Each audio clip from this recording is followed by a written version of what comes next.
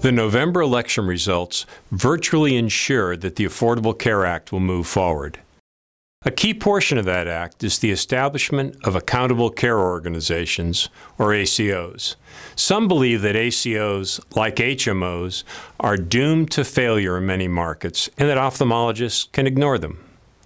My thesis to you is that whether entities designated as ACOs succeed or fail in your market is largely immaterial.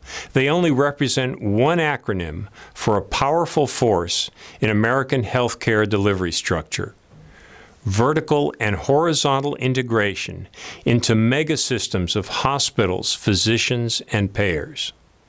Integration into megasystems antedated the signing of the Affordable Care Act, but has certainly been accelerated by it. Consider the following statistics. Healthcare is 1/6 of the economy and growing faster than the gross domestic product. 169 hospital systems each have patient care revenue of over $2 billion.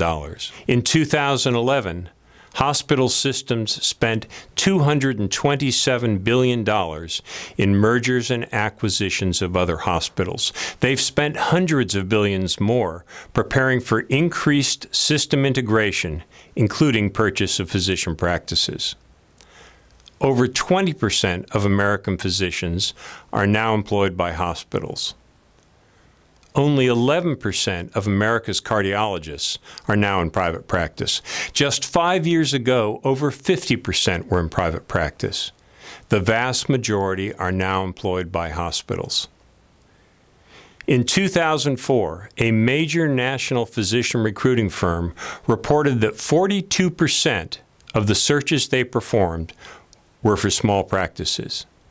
By 2011, just 7 years later, that had plummeted to just 2%. In all of 2011, $416 million was booked in physician practice acquisitions and mergers. In the second quarter of 2012 alone, $4.2 billion was booked, an annualized 40-fold increase year over year. There's been a lot of money invested in making this happen, hundreds of billions of dollars.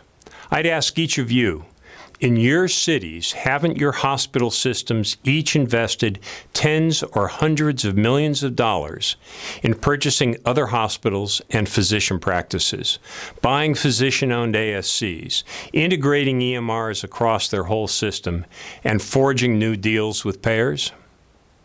Well, having spent those dollars, they are not going to turn their backs on those investments. That's not how those system leaders keep the corner offices. This spending tsunami will revolutionize medical practice for hundreds of thousands of our physician colleagues. Where does it leave ophthalmologists and their practices? During the past several years, I've spent many hours in meetings involving the White House, Congress, hospitals, employer coalitions, so-called think tanks, and other medical specialties pertaining to specialty medicine. For what it's worth, here are a few of my conclusions. Ophthalmology is pretty much dead last on a typical hospital's list of physicians to be acquired. Why? Because we don't fill beds like primary care, or use the imaging cash cows like cardiologists or neurologists, or the ORs like orthopedists, or both in the case of neurosurgeons. Put simply, we don't generate enough collateral revenue for the hospitals. Having said that, healthcare delivery is local, and there will always be exceptions.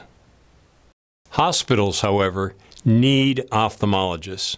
First, by statutory definition, integrated systems must provide, either internally or contractually, comprehensive care, including ophthalmology. Second, integrated systems almost invariably are level 1 or level 2 trauma centers and must have ophthalmologists available to qualify for the designation. Third, a busy ophthalmology ASC service can have a substantial revenue impact for a hospital system, despite what the CEO may contend. Fourth, certain specialty services generate large profits for many hospitals and require ophthalmology, like neonatal intensive care units. These all may be levers. Hospitals will therefore seek to contract formally with ophthalmologists.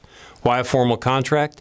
Because the ACO structure requires uniform interoperability of electronic health records and uniform adoption of service standards and clinical standards by all system physicians. Does this give the edge to larger ophthalmology groups? In general, yes. However, we all know that patient flow is relationship-driven as well as contract-driven. Therefore, an ophthalmologist with a strong community impact will still find a home. What about the contracts? Beware exclusivity agreements and fully understand your obligations under service standards as to patient access and resource utilization. For more details, go to the Academy's website. Finally, enter any negotiations fully appreciating your own worth to the system, and recognize that a strong hospital system affiliation on acceptable terms may provide you valuable resources in patient access, contracting, cost control, and database quality of care initiatives, among others. The professional services that we as ophthalmologists provide have great value for patients and society.